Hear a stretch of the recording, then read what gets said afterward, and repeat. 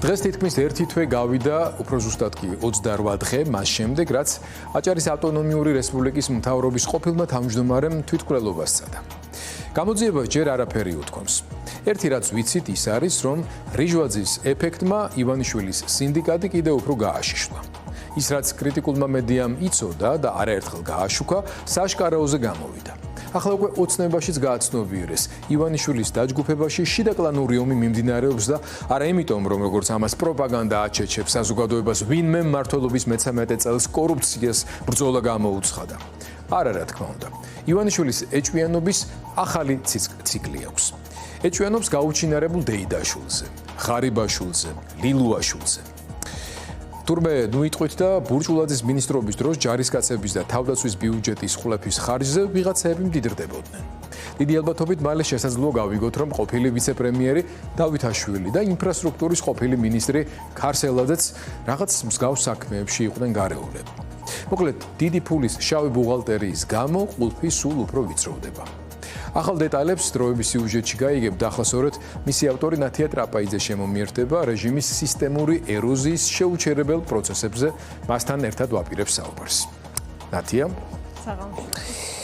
მივესალმოთ კიდევ ერთხელ დროების მაყურებელს და შენი სიუჟეტი მოიცავს იმას, რის თაობაზეც არა მარტო დროების მაყურებელი უკვე საკმაოდ ვრცლად და ფართოდ არის ინფორმირებული, თუმცა ბუნდოვანება კიდევ ძალიან ბევრია და არის შეგრძნება იმისა, რომ რაღაც ესეთი დიდი დუღდება, ფართო მასშტაბიანი, არის ძალიან ბევრი ქვედინება, არის სერიოზული დაპირისპირებები კლანებსა და ჯგუფებს შორის უკმაყოფილება, რომელიც აი ცალკეული ბუშტუკებებისა და აბოფრქვევების სახით ზედაპირზე აღწევს. შენ როგორი შეგრძნება გიჩნდება, როდესაც ამ თემებზე ინტენსიურად მუშაობ? ცალკეულ ამოფრქვევებს ჩვენ უკვე ვხედავთ, რომა მიქაუტაძის დაკავებიდან მას შემდეგ უკვე აქტიურად მიმდინარეობს გარკვეული წერტილოვანი ოპერაციები, შეიძლება ითქვას, ივანიშვილის საგამოძიებო სამსახურების და აქ არ არის მხოლოდ სუსი, არის ფინანსური პოლიციაც ჩართული და ასე ერთად ცდილობენ, რომ რაღაცა ყოფილი კორუმპირებული ჩინოვნიკები დააკავონ. მაგრამ ამ ეტაპზე არიან მეორე, მესამე, მეხუთე, მეექვსე რიგის ადამიანები. თუმცა ხა მინისტრების მოადგილეების დონეც არა. ხო, მაგრამ არ არიან პირველი პირები არ არიან და სავარაუდოდ პირველი პირები უკვე ვიცით, რომ დაკითხვაზე ყავდათ მათი ნაწილი. პირველი პირი ვიცით ჩვენ მხოლოდ ჯუანშერ ბურჭულაძე. სავარაუდოდ მოუწევთ სხვა პირველ პირებსაც, ყოფილ მინისტრებს მისვლა დაკითხვაზე. თქვენ ახსენეთ თქვენ შესავალში, რომ იგივე ირაკლი ქარსელაძე, ლევან დავითაშვილი, ეს არის გვარები, რომელიც უკვე ითქვა.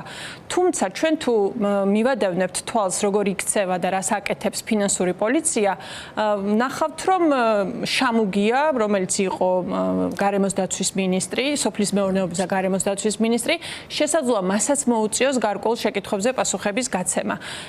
ეს ადამიანი მე არ ვიცი ახლა აღიქმება თუ არა ირაკლი ღარიბაშვილის კლანად, თუმცა მისი წინამორბედი დავითაშვილი ნამდვილად აღიქმება საზოგადოებაში. გარემოს უსევრი იყო მის მიერ დაინიშნა.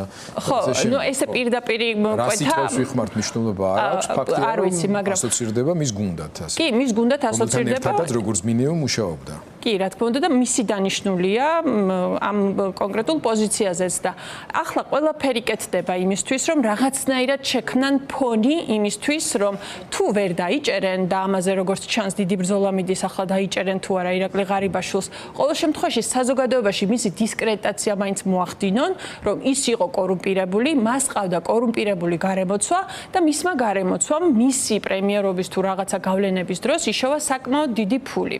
ამას საზოგადოება და კონკრეტული ჯგუფები, რომლებიც მუშაობდნენ ამ თემებზე, ისედაც ხედავდნენ, რომ კონკრეტულ უწყებებში იყო სერიოზული კორუფცია. ნუ ეხლა ჩვენ თვითონ ოცნებამ გითხრა, რომ თავდაცვაში იყო სერიოზული კორუფცია და ჯარის ფულის ხარჯზე გამდიდრდნენ კონკრეტული ჩინოვნიკები. ახლა ვგებულობთ, რომ სოფლის მეურნეობაში კონკრეტული გლეხებისთვის გადასაცემი ტექნიკით თუ ინფრასტრუქტურით მოხდა კონკრეტული ჩინოვნიკების გამდიდრება და მოლოდინი იმისა, რომ ეს პროცესი გაგრძელდება არის საკმაოდ დიდი. თუმცა ასევე არის მოლოდინი იმის, რომ 4 ოქტომბრამდე ეს არის თარიღი, რომელიც მნიშვნელოვანია ქართული ოცნებისთვის და ირაკლი კობახიძისთვის, რაღაცა გარკვეული კულმინაცია იყოს. ეს კულმინაცია უნდა იყოს კონკრეტული დიდი. ერთ-ერთი ნეგატივაში ვამბობდით, რომ ყველას თავისი 4 ოქტომბერი აქვს და ამ შემთხვევაში ქართულ ოცნებას ნაკლებად ვიხსენიებდით უფრო ოპოზიციის ფლანგზე 4 ოქტომბრის მოლოდინებთან დაკავშირებით საუბრობდით და შენი საუბრიდან გამომდინარე ოცნებასაც თავისი უცნებასაც თავისი 4 ოქტომბერი აქვს, რა თქმა უნდა, იმიტომ რომ სხვადასხვა წყარო და ამ წყაროების ინფორმაცია როგორც წესი მართლდება ხოლმე.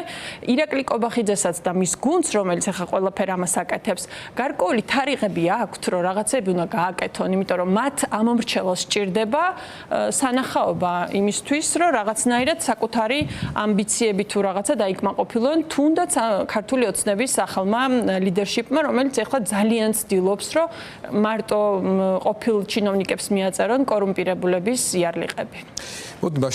ვანახოთ უბრალოდ დროებას სიუჟეტი, სადაც არის უფრო დეტალურად ამაზე საუბარი, ასევე იმ ადამიანების მოსაზრებები, რომელთაც თავიანთი საქმიანობით, ჯერ კიდევ შენარჩუნებული არხებითა და წყაროებით აქვთ ისეთი ტიპის ინფორმაციები, რომელიც ამ ეტაპზე შეიძლება როგორც ფაქტობრივი მტკიცებულებები არ გამოდგება, აი მაგალითად იგივე გივით არგამაძე ამ ხრივ გარკვეული ექსკლუზივი გვაქვს იმ ხრივ, რომ ციხიდან მოხერხდა მისი ჩაწერა, გივი მთელი თავისი, ასე ვთქვათ, არა მარტო პოლიტიკური, უფრო კიდევ ჟურნალისტური კარიერით, სწორედ ამ კორუფციულ სქემებზე, კლანებზე, მათი მუშაობის სპეციფიკაზე მუშაობდა წლების განმავლობაში და ივანიშვილსაც საკმაოდ კარგად იცნობს, როგორც აღმოჩნდა კი და ბევრი რამ, ერთი რომ თავისი წყაროებითა და არხებით და მეორე უკვე გარკვეულწილად ცოდნითა და ინტუიციითაც შეიძლება იწინასწარმეტყველოს, ასე ვთქვათ, თუმცა რასაც მოვისმენთ, ეს არ იქნება უბრალოდ წინასწარმეტყველება.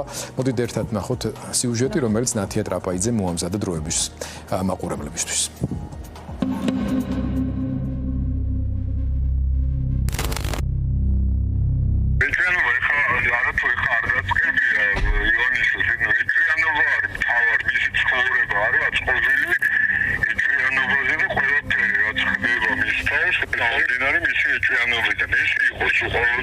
სატელეფონო ხაზია რუსთავის მე-12 დაწესებულება და 300 მეორე საქმის ბინადარი გივით არგამაძე.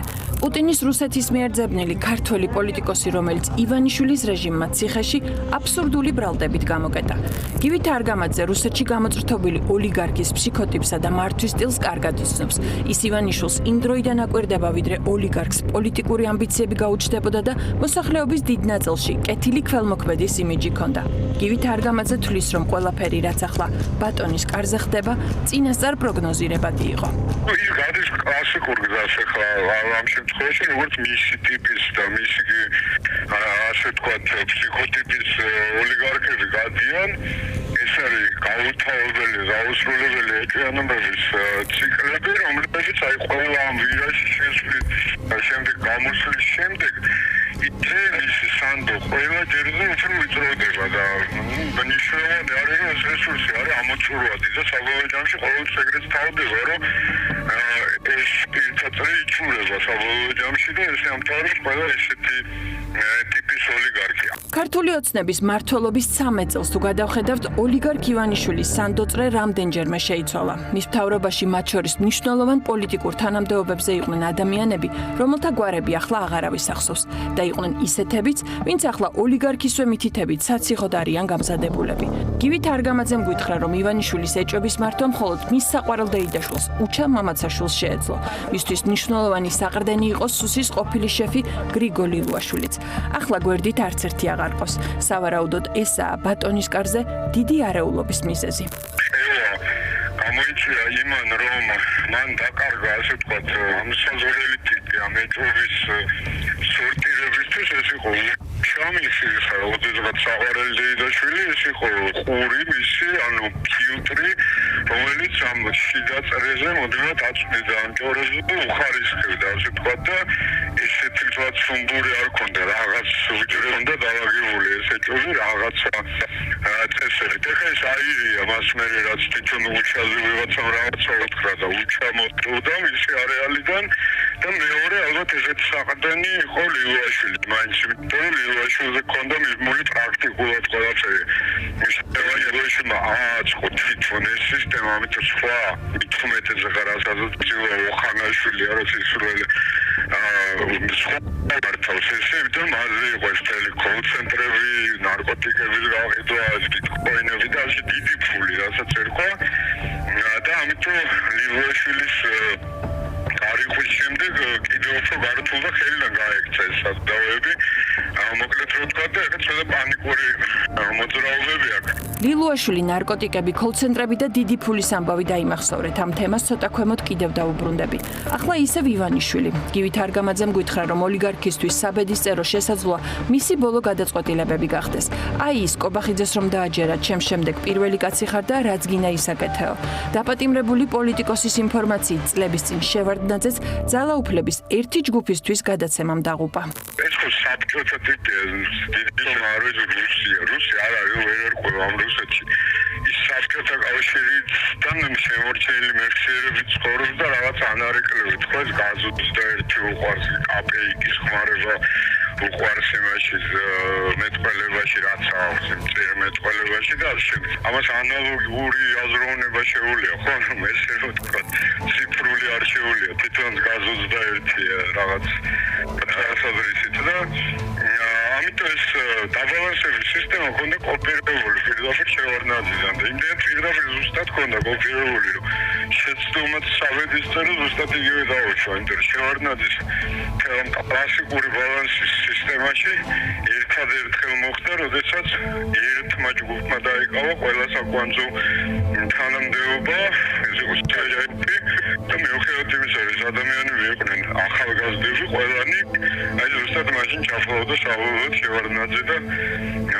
მაშინ მოხდა ეს რევოლუციაც და ყველაფერი როდესაც ამას შეტენა ეს კობახიძე და ნუ ვინ ხო დანარჩენი უკვე სასაცილო მდინარაძე ოხანაშვილი მართლაზაცეოა და უჭირს ახლა ამით დაკავება თან ნიშნავენ რა არის ხო კობახიძე ამან აირჩია იმ თავის პრემიერად როგორც ყველაზე ურეიტინგო ტიპი როგორც გარეთ ასევე შიგნით პარტიაში ნეგატიური რეიტინგი ჰქონდა რომ ადვილი მოსახსნელი ყოფილიყო საბოლოო ჯამში ეს შეერჩა ეს რეიტინგიც ხო შეერჩა ეგეთივე და იგი შეიძლება გაიზარდეთ მაგრამ აგრესია მის მიმართ ასევე გაიზარდა ხო ამიტომ მე ვფიქრობ ამან გადაარჩინა ახლა კალაძე ერთის მხრივ რომ რაღაც რეიტინგული ფიგურა მაინც დაჭირა საბალანსებლად და მეორე ფული რა თქმა უნდა იმიტომ რომ კალაძე გადაიქცეს ძალიანად ამ თავის არჩევნებს ფულს როგორც აკეთებს ამას ყოველთვის და სხვა შორის არ იქნება ხმის არანაირი ტრაგედია იმიტომ რომ ამ ფულს ეხა უკვე მოპარულიდან კი არ მოიტანს ეხლა დაავალებს და კიდე მოუტანენ ამ ფულს იმდენი ყავს ეს საერთოდ ფულს აკეთებს რომ რამდენი მილიონი გინდა იყოს ეხლა მიუტანენ და აქ არ დააკლება კალაძემ რომ ოცნებაში ძლიერი კლანის შეტევა დროებით მოიგერია ამას ყველა ხედავს. ოლიგარქთან ერთმანეთზე ამბების მიტანის და დაპირისპირებების მიუხედავად ერთი კვირის დაგვიანებით, მაგრამ თბილისის მერობის კანდიდატად მაინც ის წარადგინეს. თან ღონისძიებაზე თავად ივანიშვილიც მივიდა. სხვადასხვა წყაროს ინფორმაციით წარდგენის სანაცვლოდ მან ბატონთან მისატანი ფულის ახალი გრაფიკი მიიღო. როგორც გვეუბნებიან, თანხა არ შემცირებულა. 800 მილიონი რამდენიმე ნაწილად უნდა მიიტანოს. კალაძე კი დალაგდა, მაგრამ თორნიკე რიჟოძის ამბავი ისევ გაურკვეველია. აჭარის მთავრობის ყოფილი მეთაური ამ დრომდე თურქეთში მკურნალობს და როგორც ამბობენ, მისი მდგომარეობა სტაბილურია. რიჟოძე უკეთა ამისთვის ჩვენება კი ჯერ არავის უთხოვია. თვითმკვლელობის მცდელობიდან 3 კვირაზე მეტი გავიდა, თუმცა ბევრი დეტალი ისევ ბუნდოვანია. მაგალითად, არაფერი ვიცით რა მიმართულებით მიდის გამოძიება. არის თუ არა დადგენილი საბედისწერო საღამოს რიჟოძესთან ერთად ვინ იმყოფებოდა საგარეჯოში ალექსი ახვლედიანის სახლში. ყველა ამ შეკითხვაზე პასუხის მიღება შინაგან საქმეთა მინისტრისგან ვცადეთ, თუმცა გეკა გელაძემ პოლიციელისთვის დამახასიათებელი სტანდარტული პასუხი გაგვცა. ძალიან აქტიურად მიმდინარეობს საგამოძიებო მოქმედებები. ამოღებულია კამერები, დადგენილია ვინ იყვნენ ის. აქტიურად მიმდინარეობს საგამოძიებო მოქმედებები. რა თქმა უნდა, ყველა პროცედურა. არი გავს. გეკა გელაძესთან ინტერვიუ ნარკოდანაშაულის წინააღმდეგ მიმდინარე სპეცოპერაციებით დავიწყეთ. სამინისტროც და სახელმწიფო პროპაგანდაც კვირებია გვეუბნება, რომ ქვეყანაში ნარკოტრაფიკს დაუნდობელი ბრძოლა გამოუცხადეს. თითქმის ყოველდღე გვაჩვენებენ კადრებს სხვადასხვა რეგიონში ჩატარებული სპეცოპერაციების შესახებ. თან ამაყობენ მცირე დროში უპრეცედენტო რაოდენობის ნარკოტიკული საშუალებები ამოვიღეთო. ეს რა თქმა უნდა კარგია, თუმცა ჩდება კითხვა, ახლა რატომ? რა ერთი წლის წინ არ იცოდნენ, რომ ქვეყანაში ნარკოტიკი შემოდიოდა? თუ ის არ იცოდნენ, ვინ ფარველობდა ამ ტრანზიტს. ყველაფერიც იცოდნენ, მაგრამ ახლა იმიტომ იმიტომ გაიხსენეს, რომ რეჟიმს ასე სჭირდება. კორუფციის არ იყოს, ეს საკითხიც დიდი ალბათობით ოცნების შიდა კლანურ დაპირისპირებას უკავშირდება. გივი თარგამაძის ნათქვამით ხომ გახსოვთ, ნარკოქსელი ივანიშვილის ძველს აყრდენ, ლილუაშვილს ქონდა მიბარებულიო. ისიც ხომ გახსოვთ, მანამდე რიჟვაძემ თვითმკვლელობამდე დაწერილ წერილში რო თქვა, ნარკორეალიზატორების მფარველობას მაბრალებენო. რახან საშუალება გქონდა გეკაგელაძეს ვკითხეთ, მუშაობენ თუ არა საქართველოში ნარკოქსელის მფარველების გამოვლენაზე. გრძელდება ნარკოდანაშაულთან, როგორც აღნიშნეთ და როგორც ყოველთვის ჩვენი უწყება იძახის უპრეცედენტო ბრძოლა. შვებთ რომ მფარველები ყავდათ სამინისტროში? რაღაცა არასერიოზულ კითხვას. აბა როგორ შემოდიოდა ამდენი რაოდენობა? რას ქვია როგორ შემოდიოდა? როგორ შემოდიოდა ქვეყანაში მაშინ თუ მფარველები არ ყავდათ? შესაბამისად, მთელი შინაგან საქმეთა სამინისტროს სპეციალიზირებული დანაყოფები მუშაობენ იმისთვის, რომ აღმოიფხვრას როგორც შემოტანა, ასევე რეალიზაცია. ასე სიტყვით ოცნების ახალი პოლიტხელმძღვანელობა ელიტურ კორუფციასაც ებრძვის. ყოველ შემთხვევაში საკუთარ ამომრჩეველს აჩვენებენ, რომ თავისივე ყოფილი თანაგუნდელებისგან მიღებული მემკვიდრეობისგან გათავისუფლებას ცდილობენ. როგორც ამბობენ, ხმაურიანი დაკავებები ჯერ კიდევ წინაა, თუმცა უკვე დაპატიმრებული ადამიანები, მათი წარსული და კავშირები რამდენიმე მნიშვნელოვანი დასკვნის გაკეთების საშუალებას იძლევა. მაგალითად, გასულ კვირას ჯუანშერ ბურჭულაძის უახლოესი გარემოცვის წევრების დაპატიმრებით ოცნებამ თავად აღიარა, რომ თავდაცვაში კორუფციაა და კონკრეტული ჩინოვნიკები ქართული ჯარის ხარჯზე გამდიდრდნენ. ეს არის რაღაცა ჯუანშერიზმია, როცა ეს ცოლი ძმა პირდაპირ მონაწილეობს შესყიდვაში, ტენდერში, რაღაც აქტივის მიცემა, ანუ პასტავნოი ტიპს რო ეძახდით ჩვენ ყველა და ამ სქემებს შეჩეული ვიყავით უკვე 90-იანი წლებიდან ეს სქემები არსებობდა, რომ ვიღაცას შეწუხდებოდნენ, ანუ მეტ მოქმედებას ახორციელებდნენ, რომ შეეფუთათ რაღაც კონკრეტული ძალიან მძიმე კორუფციული ფაქტები. ეხლა ეს არ ხდება.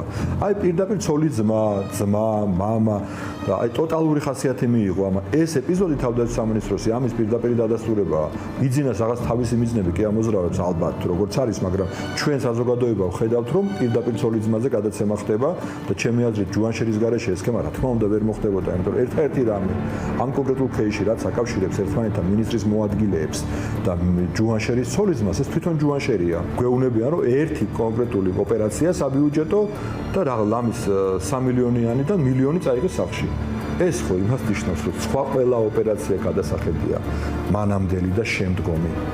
თუ რა არა, მე ნათია დარწმუნებული ვარ იმაში, რომ თავდაცვის სამინისტროში კოცების თავდაცვის სამინისტროში ჯუანშერს მხოლოდ არ მიუტანია კორუფცია, მივიდა დახვდა კორუფცია, თვითონაც მოკაფა თუ რა ვიცი, იშოვა თუ რა, გაძარცვა და შემდგომი მინისტრის დარწმუნებული ვარ, რომ სხვა წესჩვეულებებს არ შეიტანდა და ვერ შეიტანდა. ეს არის ტოტალური სხვები მით უმეტეს თავდაცვის მოქმედი მინისტრი ივანიშვილის მთავრობის ახალ ლიდერშიპს ამ ეტაპზე არ აინტერესებს. პოხანაშვილის სუსის დავალება გუნდიდან წასული თუ გაშვებული ჩინოვნიკების კორუფციასთან კავშირის დადასტურებაა. მურთაზ ზოდელავა, რომელსაც საგამოძიებო უწყებაში მუშაობის დიდი გამოცდილება აქვს, ქართველი კორუმპირებული ჩინოვნიკის ფსიქოლოგიასაც კარგად იცნობს. ისეთის შენივთს რომ იპარავს და საკუთარ თავს აჯერებს რომ მისია. ის კლანი კი, ვისაც ივანიშვილის დავალებით ახლა კობახიძე ებრძვის, სწორედ ასეთები არიან. მას ჩემი აზრით არაა გაცნობიერებული თუ ვისთან აქვს საქმე. ეს ხალხი მასთან შევა სამყაროს ასოციაციო ბრძოლაში და ჩვენ ამას უკვე ვხედავთ. იმიტომ რომ კიდევ ვიმეორებ, მათი ფსიქიკა, მათი მოდელი აზროვნების ასეთია. კონკრეტულ მაგალითზე დაყნობით ეს უამრავჯერ დადასტურებულა. ივანიშვილი პირველად შევიდა ასეთ კონფრონტაციაში, არ მხოლოდ აი ამ ძლევამოსილ ჭალებში მისივე შექმნილ დიდ კლანთან, არამედ აი ამ კორუმპირებული ჩინოვნიკის ფსიქოლოგიასთან. და ეს იქნება უმძიმესი და არის ხო უმძიმესი ხო ესვრიან ერთმანეთს, იჭერენ, რაღაცა დაძლებენ, ვიღაც გაიქცა, ვიღაც მოთხოვეს, ვიღაცა უკვე დაიჭირეს, ვიღაც კონკრეტული ადამიანების ირგვლივ არავინ არ დატოვეს, ვინც არ დაიჭირეს.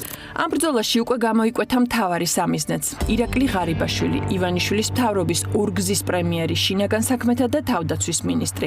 ღარიბაშვილი ივანიშვილის კარზე ერთდროს ნდობით სარგებლობდა. მთავრობის წევრების უმეტესობაც მისი პირადი გარემოცვის წევრები იყვნენ. ის ადგილს ოლიგარქის მაგიდასთან მაშინაც ინარჩუნებდა, როცა პრემიერ-მინისტრობიდან გაუფრთხილებლად მოხსნა. მერე კი დააბრუნა, მაგრამ როგორც ჩანს, ძველი ნდობა ვეღარ აღდგა. ღარიბაშვილის კლანი დიდი ბევრი წლის ხელისუფლებაში ნახო, ეს ხალხი დიდი ხანია ხელისუფლებაშია, 10 წელს გადაცდა და ამიტომ ესენი არიან ბევრნი, ამათ აქვს ბევრი ფული მოპარული, არიან ასე თუ ისე გავლენიანები, ყოველ შემთხვევაში ეხაც ვინარჩუნებენ რაღაც დოზით. ამიტომ ჩემი აზრით აქ ბიძინა ივანიშვილის კონკრეტული მიზანი არის საბოლოო ჯამში ღარიბაშვილი დააპატიმროს. სხვა სქემას მე აქ ვერ ვხედავ, იმიტომ რომ დააპატიმრეს მისი მარჯვენა ხელი, მარცხენა ხელი, დობით აღჭურვილი, ოჯახური ნდობით, სამსახურებრივი ნდობით, ან იმდენად ბევრი საკვანძო ადამიანის მიმართ მოხდა პირდაპირ ესე ღია კორუფციული ბრალდებებით, დაპატიმრებებით თუ რიჟვაზების შემთხვევაში კიდევ უფრო მძიმე რაღაცეები, რომ ჩემი აზრით აქ მიზანი არის, რომ ეს ადამიანი კონკრეტულად, ანუ ღარიბაშვილი იქნას დაპატიმრებული, დისკრედიტირებული და შემდგომ დაპატიმრებული. ივანიშვილის მოქმედების რაღაც ლოგიკაში ეს ჩანს. შეუძლებელია მივარდე ჯუანშერ ბურჭულაძეს მხოლოდ იმიტომ, რომ ჯუანშერ ბურჭულაძეა, იმიტომ რომ ასეთი კორუმპირებული ჩინოვნიკი ასობით იყო აქ ქვეყანაში ხოცების დროს განსაკუთრებით სამწუხაროდ. ამიტომ მას მივარდა, იმიტომ რომ ის ღარიბაშვილის დობით აღჭურვილი პირია. პირველი მინისტრის მიქაუტაძეა თუ რაგვარია ეს პიროვნება, ყველა მიცოდა ენერგეტიკის სამინისტროშიც, მერიაში და ეკონომიკის ეს იყო ღარიბაშვილის დობით აღჭურვილი პირი. ეს ყველა მიცოდა, თვითონ ჩინოვნიკებისგან გამოდის ეს ამბავი. ის დაჭერილია იმის გამო, რომ არის ღარიბაშვილის დობით აღჭურვილი მოლარე თუ რაც იყო. რიჟვაძეების ოჯახი დაციოკებულ და ტერორებულ თუ რაც არიან, იმიტომ რომ ესენი იყვნენ ღარიბაშვილის იყვნენ და არიან და ეს და დემონსტრირებაც მოხდა ამისი, ეს მივიდა იქ რა, ასე და ამისულა რა, ამათა მივიდა. ღარიბაშვილის უახლოესი ხალხი და მხოლოდ ღარიბაშვილის უახლოესი ხალხის კორუფცია რატო გახდა ოცნებისთვის აქტუალური, ხო? იმიტომ რომ აინტერესებს ღარიბაშვილი. მარტივი ლოგიკაა და სხვადასხვა წყაროს ინფორმაციით ღარიბაშვილამდე საგამოძიებო უწყებების ინტერესის სფეროში შესაძლოა ინფრასტრუქტურის ყოფილი მინისტრი ირაკლი ქარსალაძე მოხდეს. ასევე წყაროს ინფორმაციით მისი მინისტრობის დროინდელი კორუფციული სქემებით იმ შემთხვევაში დაინტერესდებიან, თუ ის ოლიგარქის შეტყობინებას უგულებელყოფს და ფულს არ მიიტანს. როგორც გვეუბნებიან, ივანიშვილი მისგანაც ბევრ მილიონს ითხოვს. ასევე არ არის გამორიცხული დაკითხვაზე დაიბარონ ეკონომიკის ყოფილი მინისტრი ლევან დავითაშვილი. პრინციპით თუ მისი მოადგილე მიქაუტაძე კორუფციულ სქემებში იყო, მასაც ხომ ეცოდინებოდაო. მაგრამ რეალურად ამ ყველაფრის მიზანი მხოლოდ ერთ კაცზე გასვლაა, ვის გარემოცვადაც ყველა ეს ჩინოვნიკი აღიქმება. არის კონკრეტული მოცემულობა, მათ შორის კონკრეტული ინფორმაცია იმასთან დაკავშირებით, რომ ეს მოქმედებები გრძელდება, არის კონკრეტული საგამოძიებო მოქმედებები, რაღაც საგამოძიებო ჯგუფებია შექმნილი, რომელსაც კონკრეტული დავალებები აქვს მიცემული, ეს პატარა ქვეყანა ვარ და ასე თუ ისე ეს ამბავი რაღაცა იურიდიულ სამყაროში ყოველ შემთხვევაში დიდად არ იმალება და ასევე არის უამრავი ადვოკატი, რომელიც ამაში უკვე ჩართულია და ეს ადვოკატებიც ჩვეულებრივი ჩვენ თანამოქალაქეები არიან და რაღაც ინფორმაცია ხანდახან იქიდანაც გამოდის, რომ ის რო ღარიბაშვილი ადვოკატის გარეშე და ან ადვოკატის თანდასწრების გარეშე ვერ კომუნიცირებს იმ უახლოეს გარემოცვასთან, რომელთანაც ყოველდღიურ ურთიერთობაში იყო, ნდობის ჯგუფთან, ესეც საყოველთაოდ ცნობილია და მანდაც ესეთი ამბავია, ხო, რომ აი ვარ და ჩვენება არ მიცეს რაღაცა, ამიტომ ეს დაახლოებული ყავთ ხავზე ადვოკატები, ვიღაც შუამავლები, ვიღაც ამბის მომტანები და რაღაცა ეს ომი, ფიცხელი ომი არის გაჩაღებული. ეს ვერ მორჩება, ვერ გაქრება, იმიტომ მე ვერ წარმომიდგენია, რომ უცებ მოხდეს ისე რომ ამათ თქვა რომ ეხა გავჩერდეთ, იმიტომ რომ ყველაფერი დაინახა. ყველაფერი ისეც დავინახეთ ჩვენ. საერთოდ ამჭირდებოდა მე სიმართლე გითხრათ, რამე კონკრეტული ქართული ოცნების ძალოვანი სისტემის კონკრეტული დოკუმენტი შექმნილი იმის თაობაზე, რომ ვიღაცა კორუმპირებული იყო ბიძინას ან ღარიბაშვილის გარემოცვაში, ისეც გასაგები იყო ეს ყველაფერი. დანახვა ვისაც უნდა ყველა ხედავს, რომ ქართულ ოცნებაში შიდაკლანური დაპირისპირება აქტიურ ფაზაში გადადის. კორუფციის წინააღმდეგ მებრძოლის მანტია მოსხმული კობახიძე და მისი გუნდი ოლიგარქის კარზე ძალაუფლების განსამტკიცებლად ყველაფერზე წამსვლელები არიან. ხმაურიანი დაკავებებისთვის საფუძველი აქვთ. ოლიგარქის ნებართვა და მტკიცებულებები, მაგალითად ჩვენებები ჯერ არა. სანქციებით დაზარალებული ივანიშვილი კი ისევ პირად კეთილდღეობაზე ფიქრობს და ფულზე ვაჭრობს. ფულზე, რომლითაც ყოფილმა ჩინოვნიკებმა თავისუფლება უნდა იყიდონ.